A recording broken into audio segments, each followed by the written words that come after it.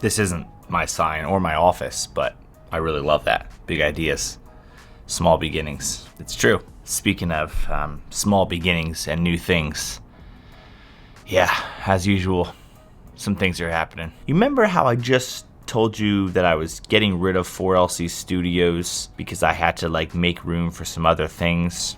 Yeah, let me explain. You see, you might remember back in April of this year, I started a brand new business, Oddly Satisfying Pressure Washing. I made a video all about it. If you haven't watched it, feel free. And I was planning on that business being kind of the thing that I really worked a lot on over the next 2 years, and then potentially started my next venture. That's kind of how my cycle has been. It's about every 2 years or so I get the urge to potentially start something new, do something different, and continue to build just these multiple sources of income in these other businesses. It's something I love doing. I have a lot of fun with it, so I continue to do that. But every once in a while, an opportunity comes up that you feel is just right. That's kind of what happened. But this was very different than anything that I've ever experienced before. You see, every business that I currently own, I have started from scratch with 0 clients, 0 revenue, 0 anything, and I basically build it from scratch. I build brand, I build all the logos, I build all that kind of stuff. I start to make content, I start to get clients, and I build it from the ground up. It was something that I wanted to get into and potentially was going to get into in the next couple of years. But this one, I actually bought a business, an operating business I purchased and took over. And it's way different than I thought. You see, buying a business is entirely different than starting one. When you start one, you're kind of by yourself, building something. You're thinking about all the stuff you want to offer, how you want to price things. You're kind of experimenting. You're slowly getting some clients. You're slowly doing some things. When you acquire a business, you are immediately acquiring stuff, acquiring customers that already exist, acquiring employees that already work there, and you're trying to make a ton of changes, but not make too many changes. You're trying to change a couple policies, but not make everyone not love the things, and you're trying to make a bunch of decisions, but you're delicately having to make certain decisions. It's just a whole different experience, one that I've never ever done before. And it's been really fun. It's also been very frustrating at times. It's also been times that I've kind of been like, why in the world did I even do this?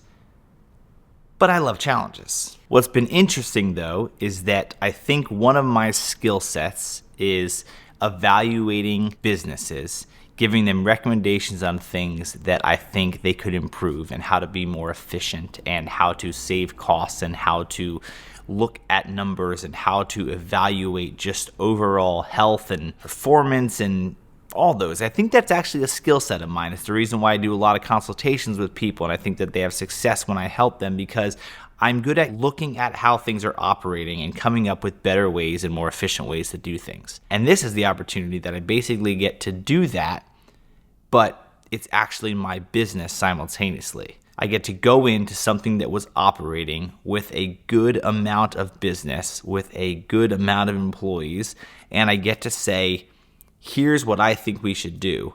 But instead of just talking to an owner or a person in a consultation about my recommendations, I get to actually implement what I believe truly would work to help make the company better. Now that comes with difficulties because, well, as you would imagine, not everyone is on board with the things that I want to do. And I get it. I've always kind of wondered why when a brand new NFL coach joins a new team so many times, all the staff around them changes, and you're always kind of like, why wouldn't they just naturally go with this team that's already there because, well, they've already been there and they kind of know the system. And I can tell you in a short time of doing this, I now understand why a lot of times things change all around from a staff perspective.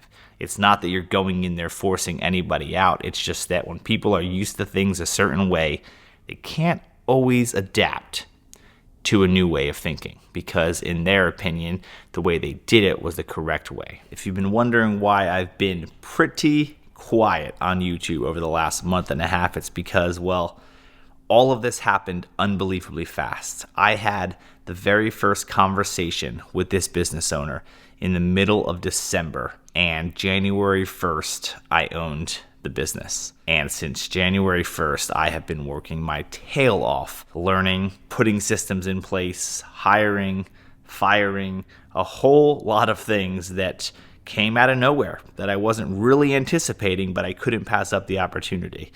And I've been unbelievably busy. I'm also in the midst of getting rid of this office at the end of this month.